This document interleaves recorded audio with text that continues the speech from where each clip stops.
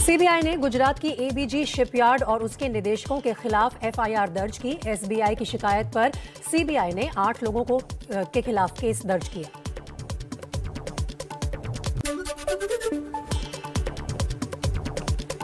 ABG shipyard घोटाले को लेकर कांग्रेस का बीजेपी पर बड़ा आरोप। कहा, सरकार की लूटो और भागो नीति का एक नमूना है।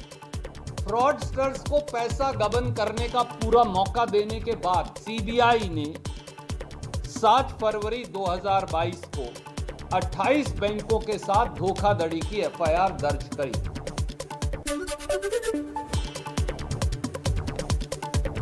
आरोप है कि एबीजी शिपयार्ड और उसकी सहयोगी कंपनी ने मिलकर 28 बैंकों को 22,842 करोड़ रुपए का चूना लगाया।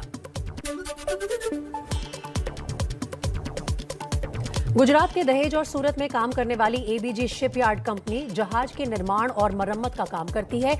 इसके मालिक का नाम आर.के. अग्रवाल है। कंपनी पर लोन के पैसे से विदेश में प्रॉपर्टी और शेयर खरीदने के आरोप हैं।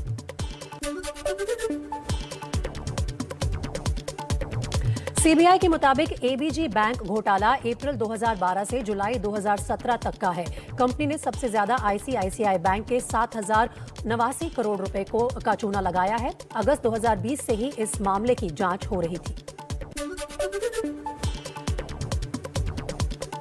पाकिस्तान की ड्रग्स वाली साजिश नाकाम। एनसीबी और नेवी ने गुजरात के समंदर में करीब 2,000 करोड़ कीमत की 800 किलो ड्रग्स की खेप पकड़ी। कस्टम में मुंबई एयरपोर्ट से 60 करोड़ की ड्रग्स के साथ जिम्बाब्वे की एक महिला को गिरफ्तार किया गया है। महिला के सामान की तलाशी के दौरान 7 किलो हेरोइन और 1.5 किलो एमडी ड्रग्स बरामद हुई हैं।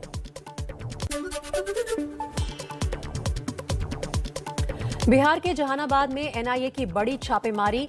आईईडी विस्फोट के मास्टरमाइंड नक्सली कमांडर प्रद्युमन के रिश्तेदारों के घर की ली गई तलाशी।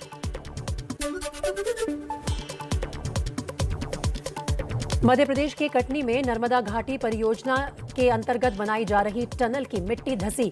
कई मजदूर मलबे में फंसे। 7 को सुरक्षित निकाला गया। 2 मजदूर अभी भी फंसे हैं। रेस्क्यू ऑपरेशन जारी।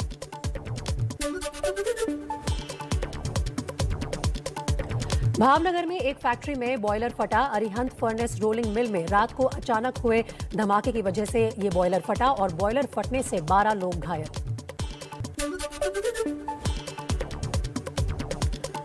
पश्चिम बंगाल के मोदी नगर में कांची रिवर के पास रेलवे ट्रैक पर हादसे में 2 युवकों की मौत। ट्रैक पर आती ट्रेन के साथ ले रहे थे सेल्फी।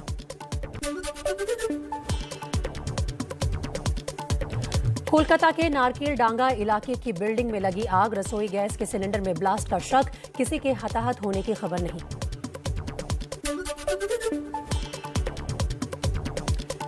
देश में कोरोना से जंग के मोर्चे पर अच्छी खबर। पिछले 24 घंटे में 45,000 से कम नए केस। 684 मरीजों की जान गई।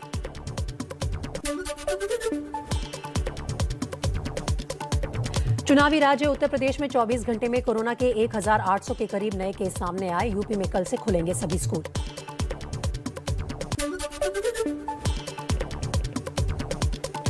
उत्तर प्रदेश में कोरोना के केस कम होने के बाद कम किया गया रात के कर्फ्यू का टाइम। पहले रात 10 बजे से लगने वाला कर्फ्यू अब 11 बजे से किया गया।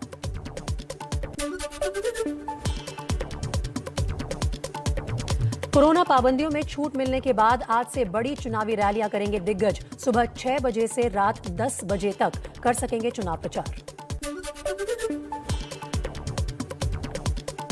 पूर्वांचल को साधने के लिए बीजेपी का मेगा प्लान। 3 से 5 मार्च तक वाराणसी में रहेंगे प्रधानमंत्री मोदी। आसपास के क्षेत्रों में रोड शो और रैली की तैयारी।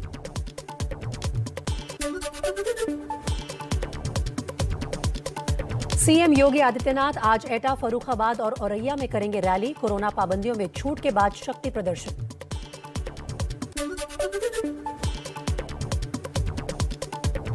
रक्षा मंत्री राजनाथ सिंह आज फिर उत्तर प्रदेश के दौरे पर। रायबरेली और बाराबंकी में करेंगे चुनाव प्रचार।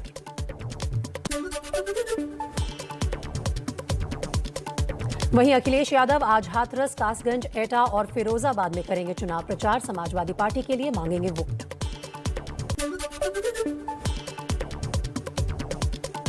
उत्तर प्रदेश में दूसरे चरण का मतदान कल 9 जिलों की 55 सीटों पर होगी वोटिंग। 2017 में इन 55 सीटों में से 38 पर मिली थी बीजेपी को जीत।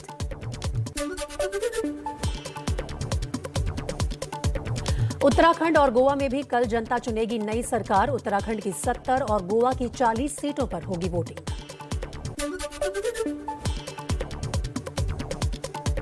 यूपी के कन्नौज में शनिवार को पीएम की रैली। कहा पूरा देश जानता है आएगी तो बीजेपी ही। उत्तर प्रदेश हो, गोवा हो, उत्तराखंड हो, जहां जहां बीजेपी के पक्ष में मुझे वहां कार्यक्रमों के लिए जाना हुआ,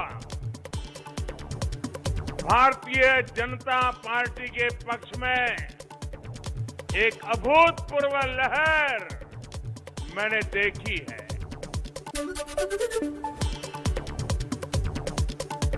अखिलेश यादव का पीएम मोदी पर पलटवार। कहा पहले चरण में ही साफ हो गया कि यूपी से बीजेपी भारतीय का जनता सफाया पार्टी के पहले चरण से ही हवा खराब हुई है।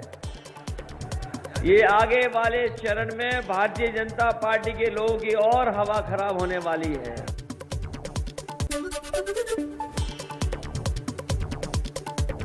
यूपी के लिए बीजेपी ने 9 उम्मीदवारों की एक और लिस्ट जारी की। जहूराबाद से ओम प्रकाश राजभर के खिलाफ कालीचरण राजभर को उम्मीदवार बनाया।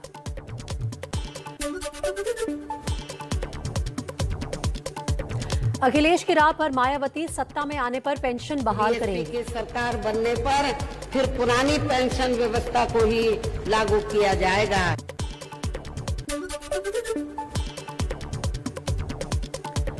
गोवा के बाद उत्तर प्रदेश में भी जोर लगाएगी शिवसेना। आदित्य ठाकरे और संजय राउत प्रचार के लिए जाएंगे।